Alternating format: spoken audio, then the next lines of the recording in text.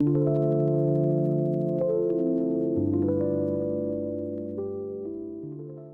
we go. This video is CPCTC.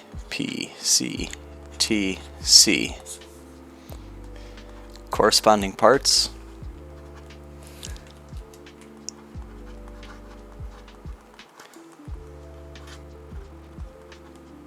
of congruent triangles are congruent,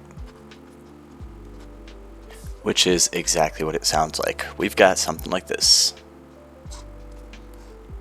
Here is one triangle,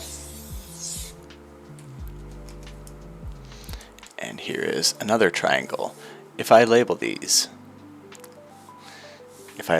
positions A, B, C, D, E, F. In this video, I'm not going to worry about proving that these are congruent triangles.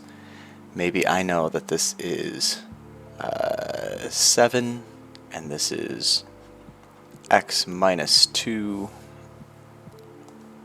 and this is y, and this is 3, and maybe I know this angle is the same as this angle, and I know this side is congruent to this side, and something else. Maybe I know this angle is congruent to this angle.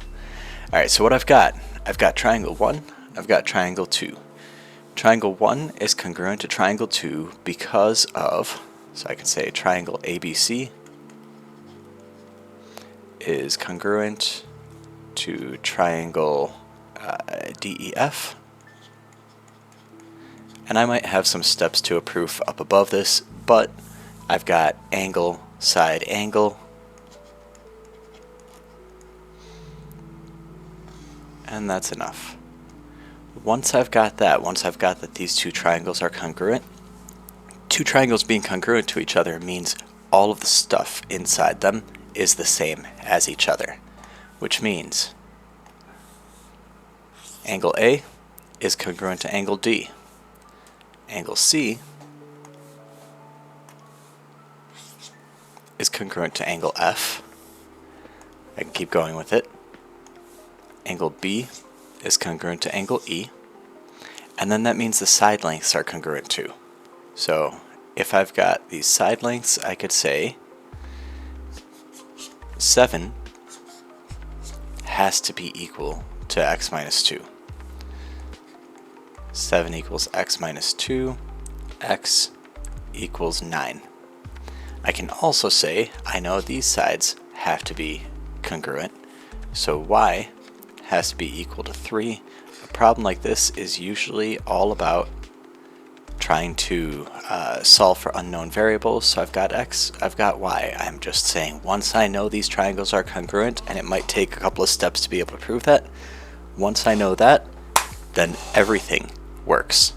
The only reason that these problems get tricky at all is that you first need to be able to state definitively that this triangle is congruent to that one.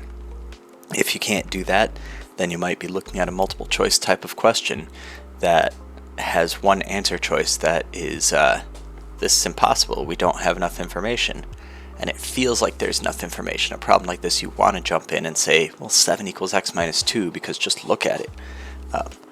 Just look at it, it turns out, is not a sufficient reason for the right side of a proof. You really have to show that these are congruent first, but once you do, then it's easy and intuitive to just say this piece equals that piece, this piece equals that piece. That's your whole process.